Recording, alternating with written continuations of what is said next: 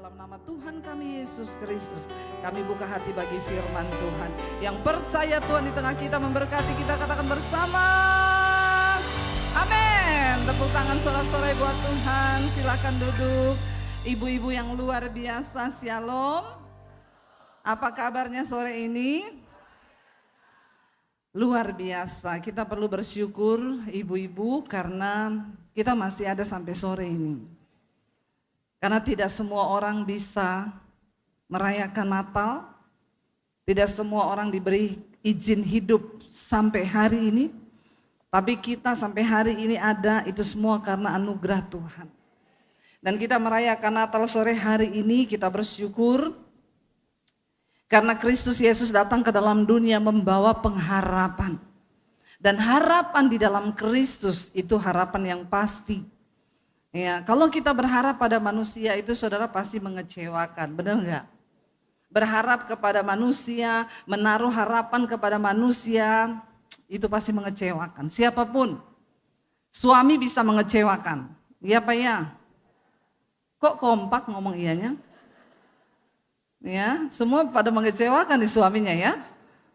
Ya, suami itu pasti bisa mengecewakan. Orang tua bisa mengecewakan, anak bisa mengecewakan. Tapi harapan di dalam Kristus tidak pernah mengecewakan. Kenapa Tuhan Yesus datang membawa harapan saudara? Karena hidup tanpa harapan itu berat. Saya pernah ketemu satu orang saudara, dia seorang pemain basket tetapi dia divonis kena kanker. Lalu dia ngobrol sama saya, dia bilang gini, saya tanya sama dia, kok bisa ya kamu kan olahragawan, ya olahragawan makannya sehat, ya tubuhnya sehat, tiba-tiba divonis dia kena kanker. Lalu saya bertanya sama dia, kenapa bisa? Dia bilang, dan dia anak Tuhan. Dia bilang, saya juga bertanya Bu. Ya, hidup ini sehebat apapun kita menjaganya, sehebat apapun kita memproteksinya, tetap ingat saudara, seringkali hidup tidak berjalan sesuai dengan yang kita mau. Benar enggak? Kurang apa olahragawan, makannya dijaga, enggak makan minyak-minyak, kena kanker. Lalu dia bilang, saya hanya berharap sama Tuhan Bu dan saya berdoa. Lalu karena dia kena kanker dia harus masuk rehabilitasi anak-anak kanker. Dan ketika di sana ternyata banyak anak-anak kecil yang SD itu sudah divonis kena kanker. Jadi di sana itu justru dia mulai melayani anak-anak ini saudara. Karena anak-anak ini kan ya mereka juga nggak tahu, bayangkan masih kecil tapi sudah kena kanker. Dia bilang di sana akhirnya Bu, saya itu dipercayakan Tuhan pelayanan. Saya melayani anak-anak yang kena kanker. Saya bertanya sama Tuhan dan Tuhan itu ngomong begini, ya kalau kamu gak kena kanker, kamu gak bisa melayani mereka. Dan mereka gak akan percaya apa yang kamu ngomong. Tapi kalau kamu juga kena dan kamu tetap berharap kepadaku, kepada Tuhan, dan kamu menunjukkan hidup dalam pengharapan, maka mereka akan percaya. Ya benar juga sih saudara, kalau orang kena kanker lalu kita datang ngomong, kamu tetap kuat, berharap sama Tuhan, dia akan dalam hati gini, pret, lu kan gak kena. Gampang aja lu ngomong begitu. Tapi kita ini kena. Lalu dia bilang begini saudara, tapi Bu yang saya perhatikan itu ya, kenapa kita ini harus punya pengharapan? Itu anak-anak selama dia itu masih semangat dan masih punya pengharapan, masih berharap sama Tuhan, itu mereka survive. Mereka berjuang, mereka sehat. Ya, semakin hari perkembangannya itu semakin bagus. Tapi kalau saya lihat anak-anak yang sudah tidak punya pengharapan dan mereka berhenti berharap, itu langsung Bu, drop, nggak lama mati. Dia bilang ya rata-rata mereka yang anak-anak Tuhan, mereka punya pengharapan. Mereka berdoa dalam nama Yesus. Ya, mereka berharap kepada Tuhan, baca Alkitab, itu saya melihat perkembangannya bagus. Tapi ketika orang-orang tidak punya pengharapan, ya mereka cepat sekali mati. Kenapa Tuhan Yesus datang ke dalam dunia membawa harapan, pengharapan di dalam Kristus itu pasti saudara. Dan karena Tuhan tahu saudara, orang itu kalau sudah hidup tanpa pengharapan, maka dia seperti orang yang kalah sebelum berperang. Banyak orang Kristen kalah sebelum berperang. Karena dia sudah apatis, dia udah gak peduli, dia udah masa bodoh, ngapain, sudahlah. Mau suamiku bertobat, mau kagak, urusannya lah, gue gak peduli. Mau anak saya seperti apa, biarin aja lah, toh hidup juga sudah begini, ancur-ancur sekalian. Ada begitu banyak orang Kristen di luar sana yang mereka itu hidup sudah tidak punya pengharapan. Bukan di dunia ini saudara, di sekelilingmu saya mendapati begitu banyak orang yang sudah hidup tanpa pengharapan. Dan Yesus datang ke dalam dunia, dia datang membawa pengharapan yang dunia nggak bisa beri. Kita nggak bisa mengharapkan apapun dari dunia ini. Sebab harapan dari dunia ini semuanya tidak pasti. Apa yang kita mau taruh harapan? Kepada uang, kepada harta. Kita bisa melihat kasihan saudara-saudara kita yang dalam waktu sekejap kena bencana, banjir bandang datang sampai serumah-rumahnya itu. Makanya kemarin saya melihat video tentang penyelamatan diri ketika mengalami bencana alam. Hari-hari ini BMKG terus memberi sosialisasi kepada masyarakat untuk mereka bisa mengerti bagaimana menyelamatkan diri ketika terjadi bencana. Saya sama suami lihat, saya bilang ini loh saya videonya. Pertama dia bilang begini, selamatkan barang-barang berharga taruh di koper seperti surat-surat berharga, ijazah, akte dan lain sebagainya taruh di satu koper. Di koper itu juga harus ada baju hangat, ada makanan sedikit. Jadi kalau terjadi apa-apa segera lari dulu bawa koper itu. Saya bilang sama suami, waktu kita lihat itu video air banjir bandang datang, ada yang bisa lari bawa koper? Makanya saudara ya, kalau kita melihat itu saudara ya, saya bilang sama suami saya, aduh kayaknya kita mau nonton video ini kayaknya udah deh, gak usah ditonton deh. Sekarang ini berharap sama Tuhan saja deh. Itu bagaimana mungkin lari, tiba-tiba air datang dari atas, rumah-rumahnya, setanah-tanahnya itu semua terbawa semua. Gak ada kesempatan buat lari. Apalagi bawa surat berharga. Nggak ada kesempatan.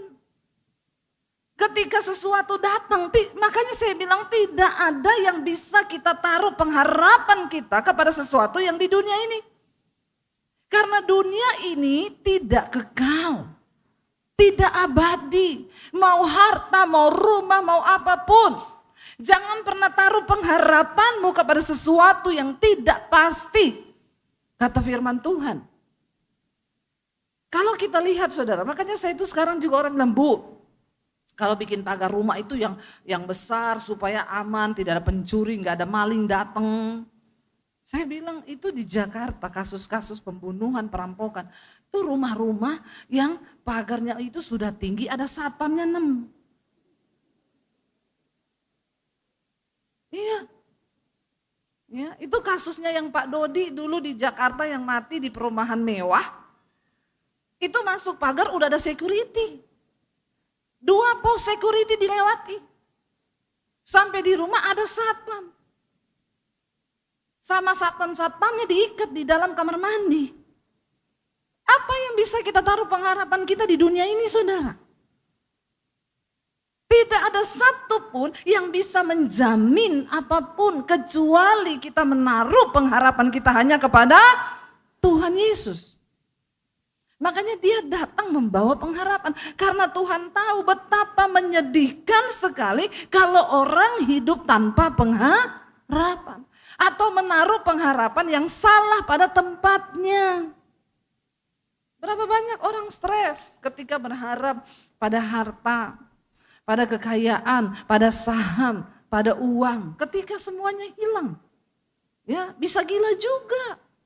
Ada ibu-ibu datang sama saya, Bu Debbie, saya sedih Bu, kenapa uang saya hilang Bu, berapa? 2,5 miliar, di mana? Di saham. Memang dari awal ibu taruh 2,5 M, enggak Bu, saya dulu taruh dari awal itu 100 juta. Terus naik, saya tambah lagi Bu 200 juta. Sampai terakhir katanya sudah 2,5 M uangnya. Terus waktu saya mau ambil dia bilang rugi. Terus saya stres Bu, hilang uang 2,5 M. Ibu jangan bilang hilang 2,5 M. Hilangnya cuma 200 juta loh. Enggak Bu, 2,5 M. Ibu taruhnya berapa? 200 juta, hilang berapa? 2,5 M. Gila kau, gila nanti gila. Lama-lama gila beneran. Tapi terakhir sudah jadi 2,5 M. Nggak usah kau bilang 2,5 M Bu, otakmu meledak nanti. Ingatlah kau taruh waktu itu uang berapa? 200 juta, ya udah 200 juta, lebih gampang melupakan. Amin. Kenapa ibu taruh uang di situ? Ya karena saya berharap ada harapan. Supaya dapat uang banyak. Ternyata malah hilang. Yang hilang berapa? 2,5 M. Gila enggak? Gila. Kalau ingat 2,5 M, gila saudara. Bu, tolong disetting ulang otaknya ibu. Disetting ulang ya. Bilang sama otakmu dan hatimu, yang hilang uangmu bukan 2,5 M, 200 juta. Karena kalau ibu taruh terus di otak 2,5 M, saya takut besok ibu lari-lari di jalan. Berat mikirin 2,5 M Bu, mending mikir 200 juta aja. Ini harapan palsu. Kalau orang sekarang bilang PH, apa itu PHP? Pemberi harapan. Dan banyak orang mau percaya sama harapan palsu. Mari kita taruh pengharapan kita hanya kepada Tuhan. Hidup ini enggak usah terlalu neko-neko. Berharapnya itu juga enggak usah yang alay lebay. Amin. Mari kita menguasai diri menurut ukuran iman. Supaya kita taruh pengharapan kita kepada Tuhan. Itu pengharapan yang benar dan kita tidak akan pernah dikecewakan. Manusia hidup tanpa pengharapan stres saudara. Coba kita baca dulu satu ayat firman Tuhan. Ya, Roma pasal yang kelima ayat 1 dan ayat yang kedua. Roma 5 ayat 1 dan 2. Firman Tuhan berkata demikian saudara. Baca 1, 2, 3. Sebab itu kita yang dibenarkan karena iman, kita hidup dalam damai sejahtera dengan Allah oleh karena Tuhan kita Yesus Kristus. Oleh Dia kita juga beroleh jalan masuk oleh iman kepada kasih karunia ini. Di dalam kasih karunia ini kita berdiri dan bermegah dalam pengharapan akan menerima kemuliaan Allah. Amin saudara. Di ayat ini berkata bahwa sebab itu kita yang dibenarkan karena iman, percaya kepada Kristus, kita dibenarkan. Ya, kita ini ketika diperdamaikan dengan Kristus, kita dibenarkan oleh Kristus, Dia lahir membawa pengharapan dan damai sejahtera. Waktu kita dibenarkan karena iman, dikatakan kita hidup dalam damai sejahtera dengan Allah. Makanya saya bilang selalu gini, orang kalau sudah diperdamaikan dengan Tuhan, menerima Kristus di dalam hidupnya, lahir sebagai juru selamat, dia pasti hidupnya damai. Amin. Kalau orang itu saudara sudah berdamai dengan Tuhan, hubungannya dengan Tuhan baik, maka dia pasti hidupnya damai. Tapi kalau ibu-ibu tiap hari marah-marah di rumah, itu pasti hubungannya dengan Tuhan rusak. Nggak usah angkat tangan. Saya bisa lihat wajah-wajahnya dari sini nih. Yang tiap hari di rumah marah. Coba perhatikan. Kalau kau jauh dari Tuhan, hidupmu dengan Tuhan, hubunganmu dengan Tuhan rusak. Pasti kau nggak ada damai sejahtera. Dan hubunganmu dengan sesama juga pasti rusak. Sama anak bertengkar, sama suami bertengkar. Ada yang begitu di sini? Nggak usah angkat tangan. Saya baptis ulang, saya rendam 15 menit. Buka mata langsung di rumah Bapa di sorga. Jangan engkau berkata sudah menerima Kristus sebagai Tuhan, sudah diperdamaikan dengan Tuhan, tapi di rumah hidupnya tidak membawa damai. Orang yang selalu berharap kepada Tuhan itu hidupnya damai, saudara. Justru kalau suaminya lagi galau, lagi bete, ibu-ibu kau datang membawa damai. Berkata sama suamimu, enggak usah takut, enggak usah khawatir. Kita punya Tuhan. Ayo kita berharap kepada Tuhan. Saya ini dulu mendampingi suami saya. Kami menikah itu mulai dari susah. Tinggal di rumah RSSSSSSS. Rumah sangat-sangat sempit, susah selonjor. Iya betul, jangan tertawa, ini benar. Ya, ruang tamunya kecil, cuma 1 kursi, kamarnya 1, tidur berlima. Sempit. Kadang-kadang ada duit. Dulu kami memulai mencoba usaha percetakan, suami saya kita bikin renungan-renungan Kristen. Distributornya semua pendeta di daerah-daerah. Pendeta ini juga dapat uangnya dengan iman. Jadi mereka itu suka bayar nggak tepat waktu. Kalau dia kurang iman, ya kurang setoran. Jadi kadang ada pendeta yang sudah nggak bayar 6 bulan. Padahal kami ini harus produksi tiap bulan, saudara. Ya, kalau saya telepon pendetanya, nada tunggunya begini. Allah mengerti, Allah peduli segala persoalan yang kita hadapi. Dalam hati saya bilang sama suami, enggak usah kau tagih. Dia mau bilang, Allah aja mengerti. Masa kau tidak mengerti? Udah kita lewati itu. Nanti di SMS, Pak, tolong Pak, sudah tanggal jatuh tempo. Sabar Bu, saya ini lagi misi penginjilan di desa. Allah mengerti. Ya udah. Lah itu kalau 1 distributor, 2 distributor, 3 distributor, mandek dek. Gak bisa bayar kita. Kalau gak bisa bayar, toko kertas gak bisa kasih kertas, kita gak bisa nyetak. Itu sering terjadi, saudara. Saya lihat suami saya ini udah lesu duduk. Memang kita nggak ada modal, pakai iman waktu itu usaha. Ya, bahkan dulu saya hamil besar tuh anak pertama, saya nyusun buku sampai jam 1 malam. Saya susun sendiri tuh, saudara. Renungan dijegloki sendiri, lalu bawa di tempat pemotongan, baru didistributorkan ke toko-toko buku rohani. Saking memang dengan iman semuanya. Kadang suami saya sudah duduk, saya tahu dia ini nggak ada duit.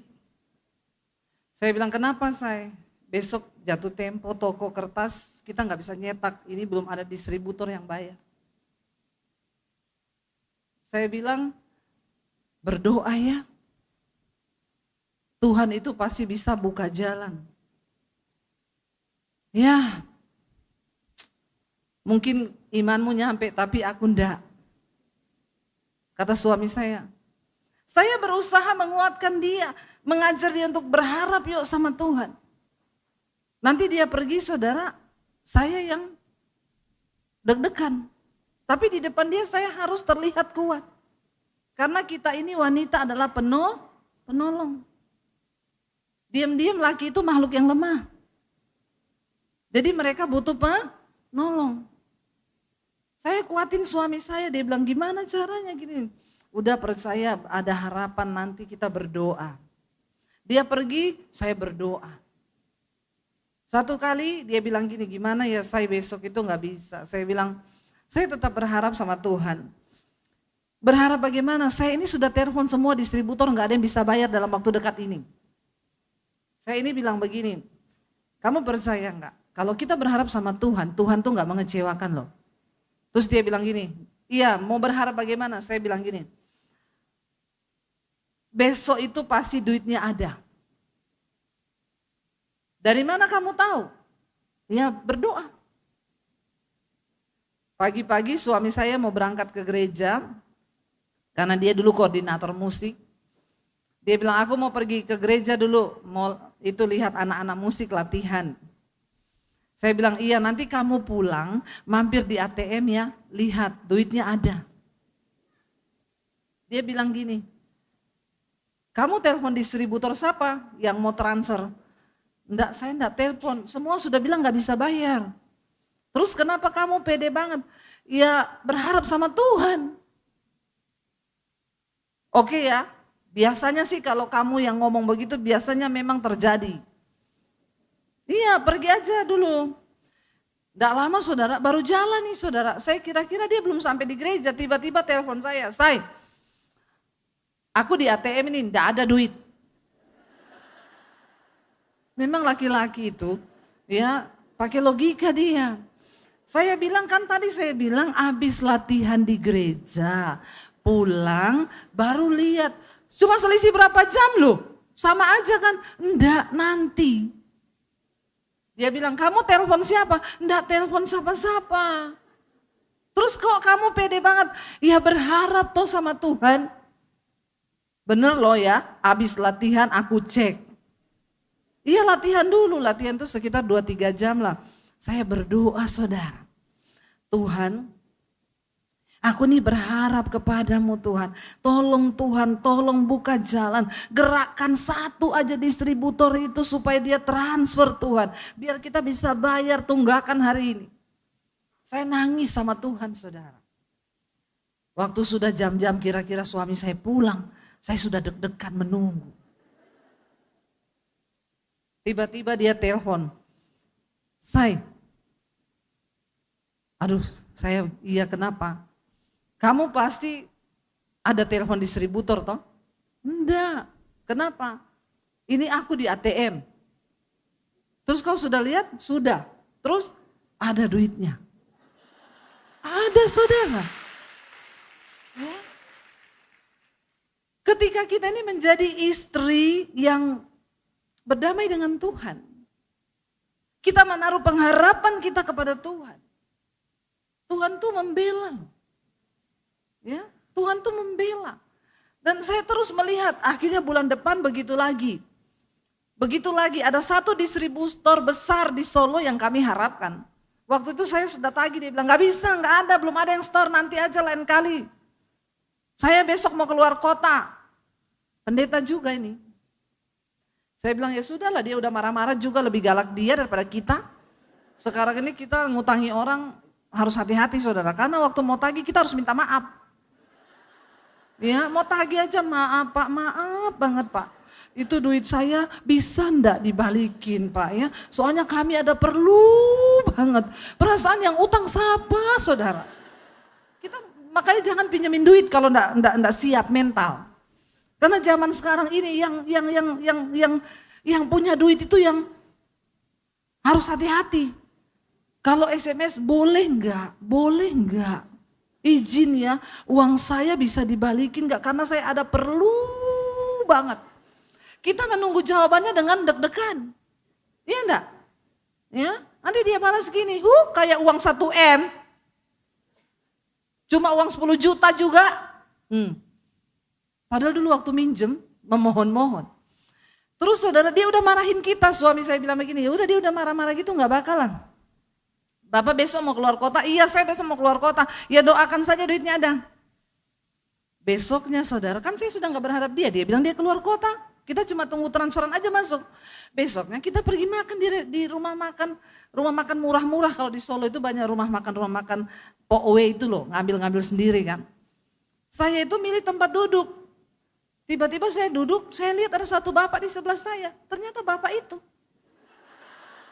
Padahal dia bilang dia mau keluar kota. Dia bawa tas, saudara. Saya duduk, saya langsung ini. Lah bapak katanya keluar kota, ini duitnya mesti ada di dalam tas ini. Saya buka tasnya ada duit. Saya bilang bayar sekarang pak, dia bayar hari itu. Tuhan itu ya kalau mau bikin perkara ya. Itu kita mau makan, saya sama suami saya bilang makan di sana. Saya bilang enggak di situ, di sana aja di situ. Ternyata Tuhan tahu ada di situ dia nih. Ya, Tuhan mau kita terciduk dia di situ. Langsung saya buka tasnya, ada duit saudara segepok begini. Mana pak? Bayar saya dulu pak. Kalau nggak ketemu hari itu dia nggak bayar kita loh. Tapi itu cara Tuhan. Saat kita ini hidup mau melekat dengan Tuhan, bergumul dengan Tuhan, berharap kepada Tuhan. Sekalipun ada jalan-jalan buntu yang tertutup, saudara suamimu itu membutuhkan dukungan dan pertolongan bagi yang masih punya suami. Yang enggak punya enggak usah cari. Jangan ya dek ya. Hidup sama Tuhan saja ya, enggak usah nikah lagi ya. Nanti stres loh kalau nikah lagi ya. Mending berdoa aja buat anak cucu dan enggak usah kawin lagi. Amin. Karena kadang ada juga ibu-ibu tuh yang mencari-cari persoalan dan pergumulan. Ya, udah enak-enak, hidup sendiri, jatuh cinta. Ya, jatuh cinta sama laki-laki yang salah, akhirnya pupuslah harapanmu. Kalau sudah begitu mau apa lagi ya? Berharap aja sama Tuhan. Ya, Yesus berkata, aku ini bisa menjadi suamimu bagi ibu-ibu yang sudah nggak punya suami. Jadikan Tuhan saja tempat pengharapan kita. Dikatakan di sana saudara, karena kita ini sudah dibenarkan, kita beroleh iman dan iman itu menjadi jalan masuk kepada kasih karunia. Dan di dalam kasih karunia itu kita berdiri dan kita bermegah, dikatakan di sana. Kenapa? Di dalam pengharapan bahwa kita akan menerima kemuliaan Allah. Wow, saudara betapa tahu kemuliaan Allah itu wow-nya seperti apa? Saat kita menerima kemuliaan Allah. Apa yang mustahil, apa yang tidak mungkin, seberapa besar pun persoalanmu hari ini, ketika engkau menerima kemuliaan Allah. Wow. Maka Tuhan sanggup melakukan segala perkara dalam hidup kita. Amin. Ayo dengan iman. Masuk kepada kasih karunia supaya engkau dapat bermegah di dalam pengharapan. Apa yang bisa kita megahkan dalam hidup kita ini saudara, dikatakan bermegah di dalam pengharapan. Bermegah bukan karena perhiasan yang mahal. Bermegah bukan karena baju kita yang mahal. Kita bermegah bukan karena sesuatu yang ada saudara. Ibu-ibu itu kepahitan gara-gara dia dituduh sama temennya pakai berlian palsu. Konseling sama saya, Bu Debi, saya ini sakit hati Bu. Kenapa? Teman saya tuduh berlian yang saya pakai itu palsu. Saya bilang gini, Bu, enggak ada pergumulan yang lebih berat Ibu. Ibu telepon saya ini cuma mau tanya itu, astagfirullah, subhanallah Bu. Enggak ada pergumulan yang lebih berat. Dia difitnah temennya, katanya dia pakai berlian palsu. Terus dia kepahitan sama temennya. Jangan bermegah pada sesuatu yang nggak abadi. Boleh pakai berlian, tapi kalau dituduh palsu enggak apa-apa, amin. Karena kan sekarang banyak berlian buatan Cina tuh, yang lebih mensilau, membahana daripada berlian asli tuh. Ya nggak apa-apa, santai aja. Terus dia bilang gini, saya mencari cara Bu untuk membuktikan bahwa berlian saya ini asli. Dia nggak tidur berhari-hari cuma pikirin itu saudara. Karena dia tidak bermegah dalam pengharapan, tapi bermegah kepada berlian. Jangan salah bermegah. Dia bilang satu kali Bu, saya ajak mereka ke mall yang ada toko berlian. Saya pakai berlian saya yang besar itu, yang dituduh palsu. Waktu lewat toko berlian, saya bilang, kita mampir dulu yuk lihat-lihat. Pas di situ ada mereka semua, saya bilang gini, Pak tolong timbang berlian saya ini. Terus ditimbang, oh iya Bu ini sekian karat, ini, mau dijual atau apa enggak, itu berapa harganya. Jadi teman-teman saya melihat bahwa itu asli. Dan dia enggak tidur bermalam-malam saudara gara-gara ingat itu berliannya dituduh palsu. Jangan ada ibu-ibu yang seperti ini saudara ya. Kau boleh pakai berlian, tapi itu tidak mengganggu damai sejahteramu. Termasuk kalau berliannya hilang, amin. Kalau tidak siap hilang berlian, jangan pakai. Bilang kanan kirimu. Ya. Kalau kau pakai berarti kau siap. Amin. Supaya kau jangan bermegah pada sesuatu yang bukan pengharapan kepada Tuhan. Enggak apa-apa, ya. Kalau hilang ya sudah relakan saja. Ada ibu-ibu cerita sama saya, Bu, saya itu di apartemen buang sampah. Sampah di apartemen buang di lubang. Dari lantai atas tuh jatuh ke bawah. Begitu saya bongkar-bongkar cari berlian saya lagi gelap-gelap pakai tisu, tisunya kebuang. Ibu tahu saya turun ke tempat sampah di bawah, Bu. Aduh Tuhan Yesus, ini orang memang kalau hatinya sudah melekat pada berlian. Saya bongkar itu sampah-sampah Ibu. Dia rela loh, rela melakukan apapun. Ya, karena yaitu dia bermegah di dalam yaitu kemewahannya. Jangan bermegah pada sesuatu yang bukan pengharapan yang pasti. Ibu-ibu kau mau cantik boleh. Ya tapi jangan kebangetan. Ya udah tarik pakai benang. Tarik pakai kabel. Tarik pakai kawat. Semua udah benang, kabel, kawat. Tetap gak puas saudara, gak puas terus. Suntik sudah semua, suntik biar naik, biar apa. Tapi kau tidak akan puas ketika engkau bermegah pada sesuatu yang bukan di dalam Tuhan Yesus. Ayat ini berkata, kita itu di dalam kasih karunia, kita bisa berdiri dan bermegah dalam pengharapan di dalam Tuhan bahwa kita akan menerima kemuliaan Tuhan. Ya, jangan bermegah pada sesuatu yang lain. Kita cantik harus, tapi jangan kebangetan. Saya nih kalau mau, saya mau di endorse klinik kecantikan terkenal loh yang dipakai artis-artis. Itu sekali cuci muka 16 juta, 15 juta.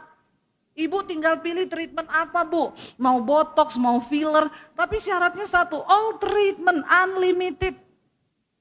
Cuma satu, tiap ibu treatment, ibu story aja di IG ibu sama di TikTok satu kali. Kalau saya mau, saya tanya sama suami saya di WA ini dari klinik ini. Menurutmu gimana? Suami saya bilang, enggak usah. Saya bilang, iya saya juga takut kalau mati malaikat tidak kenal saya. Kata malaikat, dulu hidungmu pesek, kenapa sekarang jadi mancung?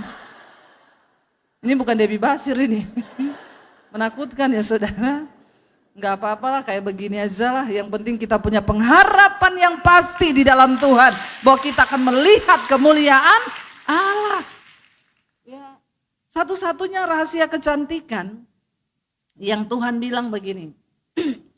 Kalau hatimu itu baik, maka wajahmu itu pasti berseri-seri. Pastikan di hatimu itu tidak ada kepahitan, tidak ada kekecewaan, tidak ada iri hati, tidak ada sakit hati. Banyak orang rutin cek gula darah, rutin cek darah, rutin cek kolesterol. Tapi jarang orang cek. Coba cek saudara, kalau mau tidur malam cek hati. Tuhan, aku ini ada kepahitan enggak ya? Sama siapa ya? Oh sama iparku, karena ipar adalah maut.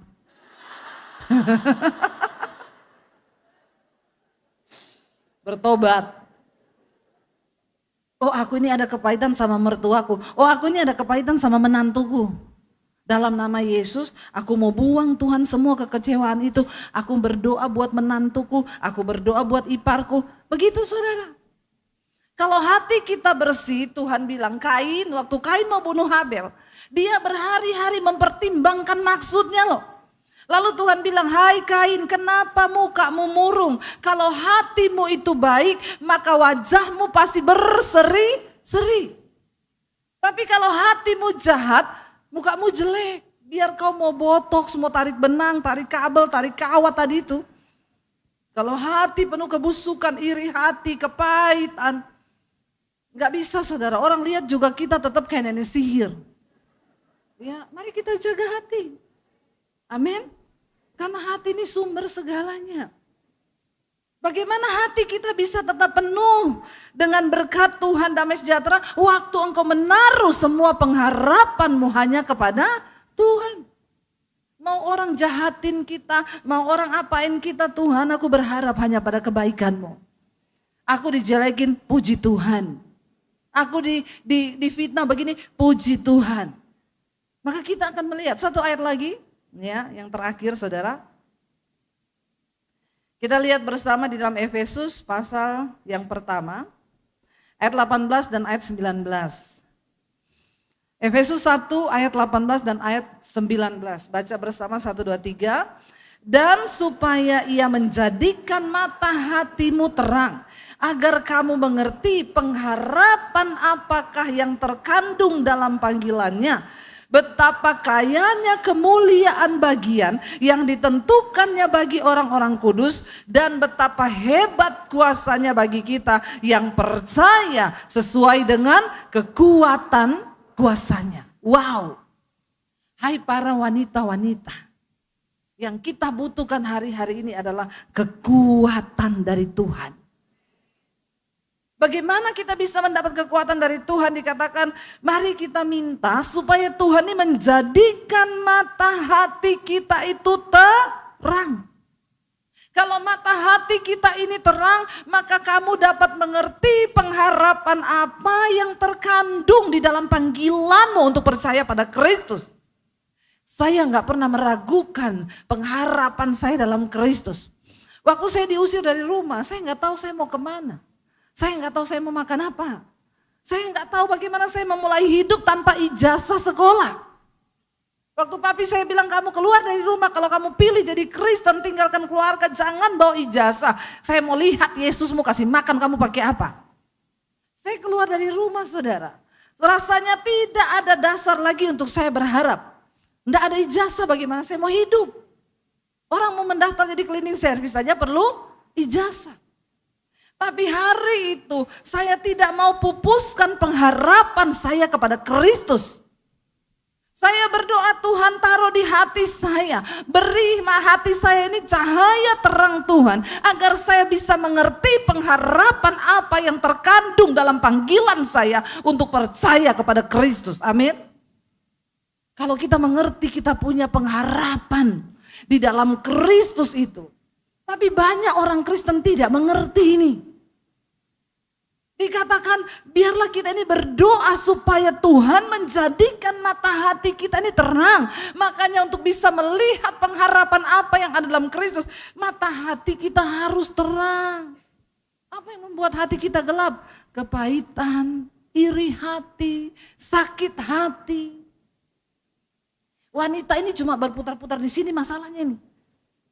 Makanya Tuhan sulit berkati. Kita gampang tersinggung, kita gampang simpan kepahitan, kita gampang ya manasi suami supaya benci keluarganya. Jangan saudara.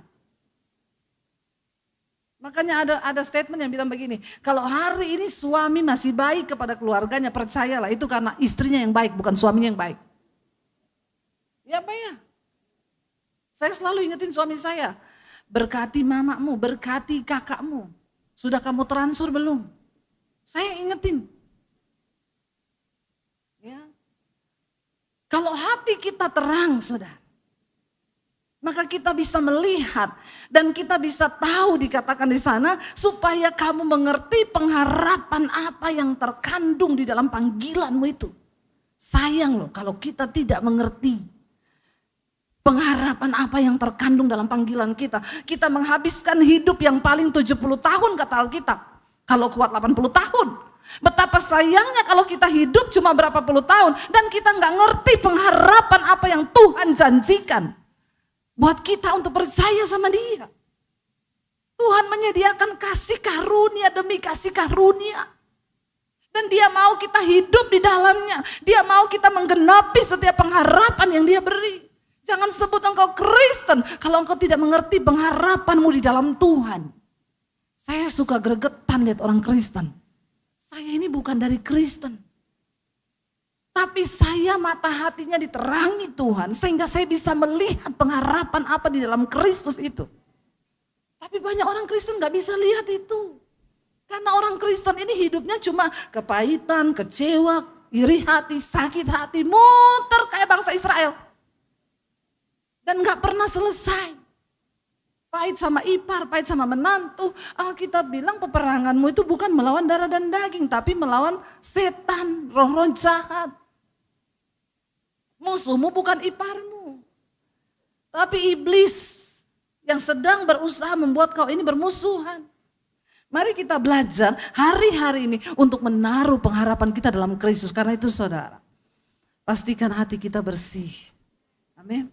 Pastikan tidak ada kepahitan supaya Kristus bisa lahir dalam hati kita.